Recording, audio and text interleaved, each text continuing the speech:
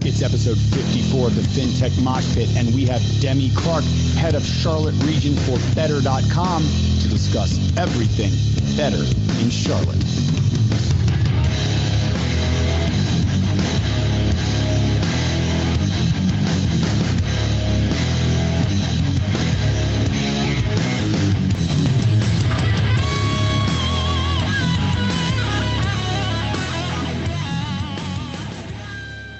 That's right, folks. Episode 54. We've made it this long. I can hardly believe it. Demi Clark, what an amazing opportunity to have you here. You're the new head of Charlotte region for Better.com. We were talking right before this, 45 days. I don't know in COVID days if that qualifies you still as the new head necessarily, but welcome to the program.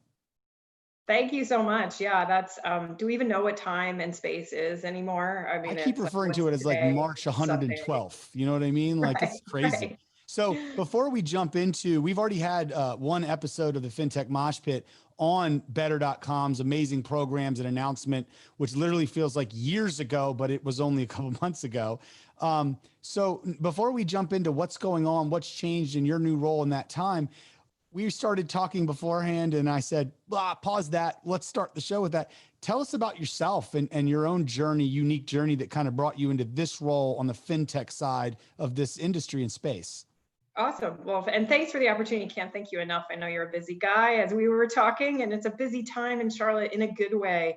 Clearly, we wouldn't wish a pandemic on anyone to be this busy, work from home, but we also live in a great town that has a lot of opportunities. So I'll start with that. I'm a native Charlottean, if that's even a word anymore. I know we've got a lot of transplants these days, but I mean, that's insane. I know, right? I'm sure the first thing people are hearing, they're like, this is a shocker. Right.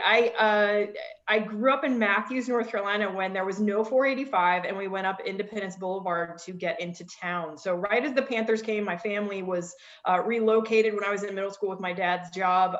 So was really sad to leave. I went away for college after that, and then I dragged my significant other back down as soon as I could. So we moved back down here in 2003 and have been here ever since. So we are definitely Charlotteans. I have 14 and 16-year-old girls who are in the school system that they're trying to tell me that they want to go back to school. So we're trying to figure that out along with a lot of other families here in Charlotte. But yeah, I was in the real estate world for most of my career. I was groomed by D.R. Horton, the largest publicly traded builder with about 50,000 homes a year. Came up through the ranks there and helped run cities and divisions and then the region, and then did Google startup-esque of starting new divisions and what we called at the time DDG, which is double-digit growth, which aligns pretty well with the fintech world. We have aggressive growth at Better, which is like 5x to 10x as opposed to double digit. But yeah, it took a little turn into the manufacturing world to help a company go pre-IPO. Took a sabbatical there, climbed a couple mountains, went to Yale and consulted, and then just really missed a culture. I missed growing teams and I missed being part of a Charlotte culture that we could get off the ground. So I was really looking for something more bleeding edge, cliche term, and Better found me and I found them, and it was just the perfect match. So super excited. Can't believe it's Charlotte, and I'm so excited to have this in Charlotte. Right. So now the audience can see, as you were telling me that before we started, you got to climbed a couple mountains and did a sabbatical at Yale. And I was like, stop right there. That's a little humble brag, as my staff says. They're like, humble brag much? And I'm like, no, really. It was a great opportunity. Mid-career, you get that kind of stale thought of what's next? What do I need to do to stay relevant and be a good leader? And I've always been in part of kind of, again, I hate to use bleeding edge. It's such an antiquated term at this point. pipeline in the world. But I tried to stay on the forefront of innovation in companies and be part of those kind of special ops teams that would do the disruption or splinter cell off. And this Better is doing that as a company. So when it came about, it was just, wow, this is perfect timing. But yeah, I was going through what, not a midlife crisis, but definitely a mid-career kind of what's next, what's really the purpose for the next 20 years for me, and how can I, at this stage, servant leadership, pour into others and really get the people leadership cooking. I go through one of those career crises once every about 6 months. I know exactly what you're talking about. We'll come back and find an angle towards the end of that and how that relates to what we're now going to transition to. But let me start by reading a little blurb that was in a Crunchbase article that told me a couple things I hadn't even kept my finger on the pulse. I think most people in Charlotte recognize now Better as, I don't even know how long it's been, but months and months and months since we made the announcement. We actually, with a great partner, Ally, great partner of yours, got introduced to you guys as the Carolina Fintech Hub, and we were able to kind of try to help make a case of, hey, Charlotte's got a lot, which is just a terrible slogan, but I'm saying it to you right now. And we were able to then bring the city in and all kinds of different parties and really make a major announcement and make this a major part of it. And then, as I mentioned, we had that last podcast months ago where you guys talked about all the great work you're doing, both in your high growth that you mentioned, but in your hiring, but also in your strategies for hiring. And we'll revisit that. But let me just say a couple things that stuck out at me in this article in Crunchbase. It says, in the face of COVID-19 pandemic, mortgage interest rates have dropped significantly. More homeowners are refinancing, and since they are mostly staying at home due to the COVID-19 pandemic, they're increasingly looking to the internet to conduct their transactions. One thing that week over week on this podcast that we talk about is people are learning new habits, and habits maybe they did as a hobby have now become their primary way of doing it. So that jumped out at me. And as we look to Better's piece of this article, the company has seen a 200% increase in demand since March 1st. And this was just in April that this happened. It has funded $1 billion in loans in March alone. The CEO and co-founder, who I got to know through the courting process, Vishal, great guy, great leader and thinker. He said he reveals that the mortgage lending startup has a current need to hire approximately 150 new colleagues per month in sales and mortgage operations to meet its growing customer demands. And then it's looking to hire 1,000 people, he added, as more homeowners come online for their needs. So the last piece of this, as everyone probably knows, is that anticipated continued demand. The company has launched an aggressive hiring push towards targeting laid off hospitality workers in the NYC area, Charlotte, North Carolina, and Orange County, California. So I guess the question to you, as that kind of premise is laid, is for the business minded folks that watch this show and kind of looking for the angles, there's so much to unpack there. There's the market and the demand, what's happening to fintech and digital, what's happening to mortgage, what's happening to home ownership, and then the angles of affordable housing and needs, and then hiring of companies with areas that have a need to hire are few and far between, but those that do, that are focusing on an industry like hospitality and tourism so impacted. Which one of those angles would you like to address? Oh, that's such a good question. And yeah, you're right. Anyone who knows me in Charlotte, and I've been around a hot minute, so I know a bunch of people in the industry, is I like to give Braveheart speeches. I'm the one that'll stand on the wall and say, how are we going to do this? Go. And I do that here Better. And yes, like even me, every day I come in and I'm like, holy cow, like we have so many positive things in the midst of a really trying time in our economy, our nation, our culture, our society. We've got a lot of good stuff going on. And that's not just PR speak. I think that's the best part is I'm a pretty authentic, transparent person. And what you said about Vishal is very true. We all echo what he says. He's an amazing leader. Everything you read about him, he speaks truth constantly. And I think that's refreshing for the industry. And that's why you have this, I call it obsessive internal culture and customer experience. It is my job to make sure that our internal customer experience is good. With the 415 people on staff, that to your point on when you talked last, we started in Charlotte in August of 2019, kicking off with the Ally partnership. That was with 4 people migrating over. And now we're at headcount, and I say headcount nicely. It's just because we have a lot of business folks on this podcast. We have team members at a count of 415 as of August 4th, committed. Let me pause you there. On staff. Having done this myself several times in previous lives and grown teams from scratch, from 1 person to 100 in a matter of a short period of time, that's awesome. It's a great news story. But let me just ask you, like, that's challenging too. like going that fast. I mean, to weave in the culture that I know exists as I got to know it, but also the uniqueness of the Charlotte environment and culture that you have to weave into there. Like, what jumps to your mind as I ask the question, you know, what's been your biggest challenge or lesson learned or thing you guys think you've done well, or maybe could have done a little better? Yeah, well, and we're just backing up a one thing, because you said 1 billion in loans, and you're right. This is how fast our market changes, and the online appetite is there. Is now we're funding 2 billion in loans I was a going to month. say, I was like, that was 2 April way billion. back Just then. add It another can't be just billion a in billion there, you know, anymore. a couple months later. And I say that with love. Like that means a lot of homeowners purchase and refi that we have been able to take care of. So we do, to the obsessive culture, we are obsessive about customer service thanks to Vishal and his vision pushing down to us of saying, like, you got to believe in this or you really don't fit here, of taking care of our customers externally and then our internal customers who are our team members. So I love that it's internal and external. And so, yeah, it is challenging. Most of us who have been senior leaders or have gone through the financial downturn, I remember those days of contracting and expanding, and then going back to double-digit growth, hanging up the shingles and saying, okay, we're going to double the size of our staff from 50 to 100 in this fiscal year.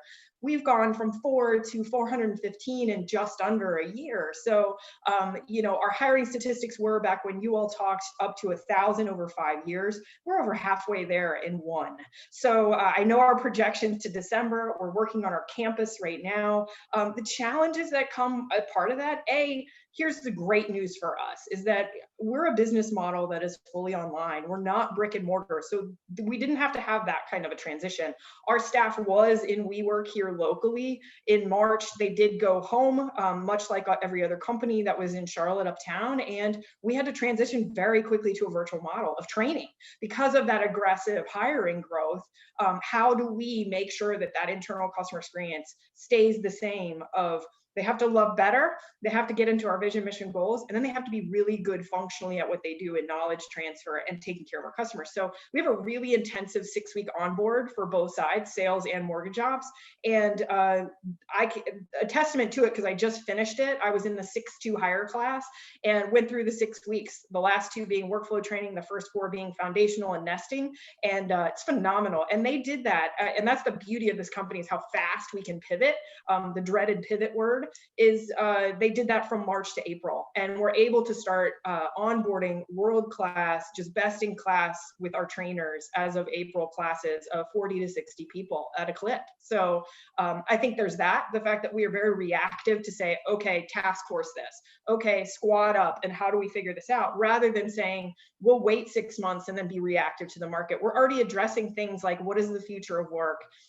What is that in Charlotte with childcare options? How do we take care of our mental health? So we have a workplace hospitality team who is, again, people that are out of Ritz-Carlton, former hospitality, very white glove service. And we're rolling out a white glove service to our employees as of August 5th. That include Airbnb online experiences, meditation, yoga, classes, and fitness. So just because we can't convene, which is a big hallmark of our culture, is a really amazing in-person culture, we can still take for the foreseeable future and put this online and say, how do we take care of our team members? And that's a day-to-day thing. Hospitality workers have, you know, it's not even arguable at this point, have been impacted probably more than almost anyone else.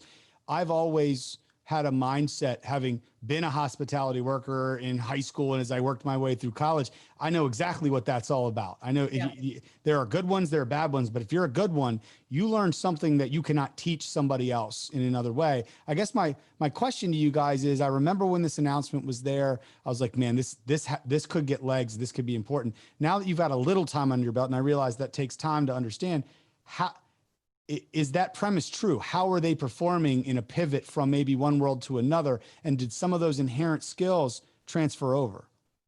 Yeah, to what you said, I was also a server in high school and college. I am pushing my daughters to have to do the same, because you learn sales, you learn customer service, you learn grit and hustle and all those things to get your tips, you know. So it's actually a phenomenal industry to get a start in or come out of, you know, whether you were the white glove service, hospitality and hotels, or if you were, you know, service industry, culture, a restaurant. It's a population that comes over very, very easily to us, because again, we hire attitude, we train skill. I didn't come up with that term. It's been used a lot lately in COVID world. And we have a very intensive hiring and recruiting process where they go through structured interviews, and we look for grit, we look for hustle, we look for technical skills, but then we look for what is the team playership, et cetera. And so there's this amazing process they go through to get to us that I remember sitting in my 6-2 new hire class and saying, first I could be the parent of most of this class because they are a younger group. And I was floored at how smart they were, how thoughtful, intuitive, solutions oriented they already were at 22 to 25, and saying, what's next? Put me at it. I want to help solve things. And we're a company that lives in the middle of the gray, rather than a more traditional company in any industry that looks of making black and white out of gray. That was the biggest learning curve for me, was to say, okay, this is a place that lives really well in the gray. We define what that gray is, and then we lean into it. And we say, okay, how can we not necessarily make black and white so there's a policy out of it, but how can we morph it so that we help change the industry, the customer experience, and our employees can get leadership development from that. So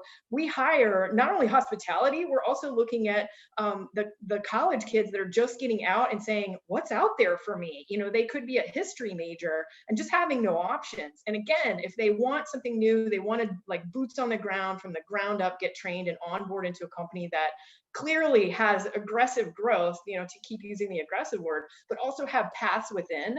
That's my biggest coach up right now, is telling folks, hey, listen, we don't have this lateral hierarchy. It's not. And that's the beauty of a fintech, right? Or really a tech company, is that there's all of these departments that are yet to be formed, that if you task for something or you own something and say, I want to solve this, you very well could someday create a department out of that. So it's very attractive to that population of saying, hey, I am grit, I am hustle, I am the very, walking person of determination. So how can I apply that? A company's just got to take a chance on me. And I love that about this company, is we take a chance. We definitely rigorously go through an interview process. So it's not, we just take everyone out there. It's a very big culture fit to come in, and you've got to be on your A game to come in here, because we hit the ground and it is go time. But it's an awesome culture, and the A players that come through the staff just absolutely floor me. Like I said, I know I've said that a couple times. Look, I'm grinning because I now completely already understand the whole Braveheart thing that you got going on. Right. It's very much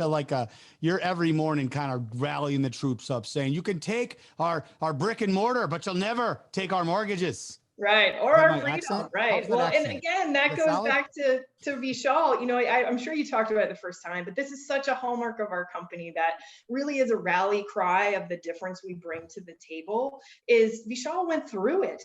I've gone through 4 homes and 2 refis. I actually just locked on my better.com refi sub 3% just last week, because I want to say that I use the product. Vishal has a saying where he says, do you eat the dog food, right? Do you test the product? Do you get in the middle of it and say, can we make this better? And I said, you know what? Brilliant. You have to. You've done it. Many of our leaders have done it. I've got to do it myself. And P.S., it's just a good time to do it. And many of our employees do it. They're all going through it right now. But knowing that he did this, why he started the company was because he went through this process, worked for a bank. He and his wife were bankers, and went through this just super antiquated supply chain style, middlemen, fees, originations, commissions, things that just didn't make sense. Faxing things from Kinko's. I heard the story. It's great. And that dates you in time, right? Of saying you fax something from Kinko's, and just trip after trip to the bank, with busy people, and actually lost out in New York on the offer. And so he used the money that was going to be his down payment to start the company. That right there, and he still leads it today. Here we are, 4 or 6 years later, and he's just as passionate about it today as he was then, of saying, we have got to provide to every single American the access to equity and home ownership that may not have been applicable to them or available to them, quite frankly, even though the laws protect it and say it should be. So that is something that is a hallmark to us, of saying, where can we be? How can we be more diverse and inclusive in our internal population, and then also our access to funding out in the world? And I think right now that's more relevant than ever. I mean, we have homeowner sheltering in place. We have brick and mortar lenders that just haven't been able to handle the capacity. We can bring it to the table. We were made for this type of environment. Again, huge caveat. I don't want to take away to be that we would ever wish a pandemic on any society, but we've just been able to start with the catching in the net of, we already had the process there of working online. Well, now we can make it, pardon the pun, but we make it better every day. and I mean, the history of our modern society is, terrible things happen and crises happen, but some of the greatest innovations and evolutions come out of that. So I've got two final questions for you, but they're both kind of deep questions. So one of them is, when we all sat down and we were working on compelling you guys to pick Charlotte and why all the great things about Charlotte, and you did, and we had our press conference and everything happened, I think a lot of people looked at that number, 1,000 people, I think it was, over 5 years or something. And I think we do these transactions a lot where we recruit companies in, and then they say, here's how many I'm going to do, and here's my goal statement for the longer term. I think there was a lot of people that said, well, that's a big number, and I don't think that's it. Well, I guess my first of two questions is, I think a lot of people, when they see this and they see exactly how far you've gone already in such a short period of time, I think you just said earlier, halfway through that goal, what do you attribute that to? I kind of had a hunch that could happen, and then COVID happened, and I was like, man, this is the best time of all. Was it a series of events that occurred that made that happen, that were out of your control, or was that always kind of, you guys knew that was going to happen? And then two, within there, how are you going to keep up with this massive demand moving forward? Sure, great questions. To the first question, do we know? I am sure, again, 45 days in, armchair quarterback, I have seen the projections, and there was definitely conservative numbers put out there from the beginning on purpose, as every company would do, right? You don't want to have to go back and say, hey, we had to hold off. So absolutely, but was there this knowledge of how this pandemic would progress the number of refis, the number of people saying, hey, I want to possibly get out of the city and go and be in more of suburbia and actually look at owning my first home and building some equity and, again, kickstarting part of the economy? I don't think any of us knew that. So yes, our staggering growth is something that it can or can't be anxiety producing to some people looking at this, of like, wow, how is stability going to happen? But that's the beauty of us is, locally, we've got some really strong leaders. There's 27 strong leaders on the staff that have been in Charlotte. They have done this. I'm very proud to say that a good 98% of our staff lives and works here. It's not a remote situation. We do have New York as our mothership and our corporate office that we report through them, and they give us all of this guidance, but all of our team is local here. So the good news is we're keeping Charlotteans at work. They are working from home right now, but we are on a constant pulse. And I think that's my biggest charge right now, is being in a stand-up with them this morning and saying, all right, y'all, we're at 415, y'all, on purpose at Charlotte. We're gonna be at 415. It's time to tribe up. We can 10x this thing, right? And make it twice as big. But this is what's going to be what really puts our flag in the ground, is we've got to put our people leadership skills to work and make sure that every single employee is banded around and feels like they've got a support. I think we're in a new era, no matter what company you work for, in Charlotte, out of Charlotte, it's a new level of leadership that we could all take a class on, of very curated individuals. It's easy to say like, oh yeah, I'm a 30,000 foot leader, I've got a team of XYZ people. I know every single person on our staff. I don't want that to change, whether that's 700 people, whether that's 1,000 people. I think that's what's going to be the difference of people joining companies here, thanks to the pandemic, is like, how well do they know us, and how well can they shift on the fly to be close to the market? We're at 21 days to close a loan right now on average. That'll get faster because we're already working on it on the teams that are just amazing in analytics. And then we have the teams, boots on the ground, those A players like I was talking about, who are just ready. They're like, give it to me. How can I make it better? How can I make the process better? And then they're huge helpers. So I think that's what's different about our culture versus more kind of traditionally run companies in finance, is we just hire these people who wanted something different. They wanted to change it to be better. And again, pardon the pun. And now that they're here, they are very preservatory of that culture. They're like, hey, I don't care how big we get, but we've got to just keep this to where everyone feels like they're heard, they've got a place in the world, and they grow this thing like crazy. So I'm super excited that we don't have all the answers, but I don't think anyone does. So the difference of us and how we're going to take that into the fall and beyond is just that, how we can test out these local leaders and say, how can we wrap around our people? And we have so many resources thanks to the company as a whole. Again, we have stipends, we have virtual health, We have productivity stipends to the tune of $500 right now, of saying like, what do you need? Stand-up desk? Do you need something better in terms of lighting? I just got the light above me, blue light glasses that I'm wearing. So we really have to take care of our people right now. And I mean, that was even, and I'll finish with this because I know I'm getting a little too passionate and too long with this answer. We just had this conversation this morning of saying, do we need to talk to folks about taking 15-minute breaks, of put it on your Google Calendar and just walk out of your office? It's to that level of minutia of taking care of our people, of saying, we just don't want burnout. We don't want anyone to say that this isn't working for them just because we haven't given them a resource. If I know the hospitality worker mantra of the kind of people you would hire, while that is definitely needed, and I think we all need to think more and more about our mental health right now more than ever, I'll tell you that drive, that grit, that hunger, I call it that hunger, is they're not sitting there because they're like, I've got to sit here and do it. They're sitting here because they're looking to drive to an outcome and prove that this is what they can do, and they can do it better than anyone else given the opportunity. So I wish you luck in that part, but they're gonna that's why I love what you guys are doing with the hospitality workers. Final question. So I think that if you look at this and you step back to a really macro level and you look at Charlotte and North Carolina and our history, you go from a very agrarian, rural, tobacco-ish kind of place to we had a group of private sector people that partnered with public sector people, and they made this local banking environment in this world that was great. And they made decisions that stoked that fire. And then that group evolved, and they worked to make us a national and even a global element in banking and traditional finance. And now as the world evolves, I'm just betting that if we look back 20 years from now, we're going to view this period right now, COVID, the decade before it, certainly leading up to it, but usually kind of point to a time and say, this is where this happened. I think this is where traditional banking and its evolution to fintech, and I don't think we're exactly going to know. I'm not saying traditional banking is gone. I'm just saying, when did it go and people more commonly thought of, oh, it's a digital thing? I think the COVID time is probably that differentiator, that factor that's going to make it happen. I guess my question to you is, you guys are inextricably linked now with Charlotte's story in the future. Where do you think this industry goes in the future? And you've been on the physical building side of it. You've now been in this high growth moment of transition for it digitizing into fintech. What does the end customer, the consumer, what do their life experience look like 10 years from now? If we look back, that was the moment.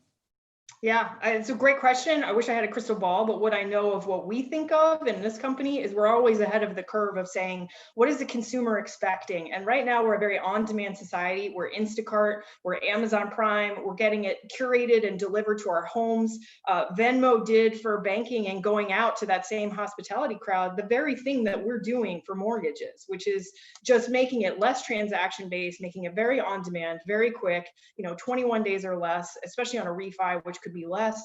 And where can we take that? So we're already starting to strategize on what is that consumer, not even 10 years from now, next year, going to expect out of an online experience in lending. They're already giving us XYZ parts of information. How can we make the lifetime value of that consumer be in the better family? And yes, you'll see more in the coming months and years, but we are always going to be at the forefront of that because we've had the luxury and really good fortune of being at it right now. And we can make those kind of analytic decisions, but then also listen to your customers. Can't say that enough.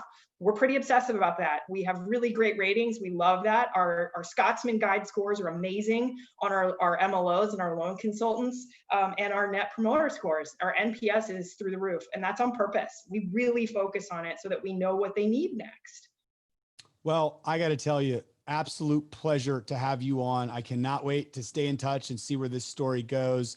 It's Fintech Moshpit, episode 54.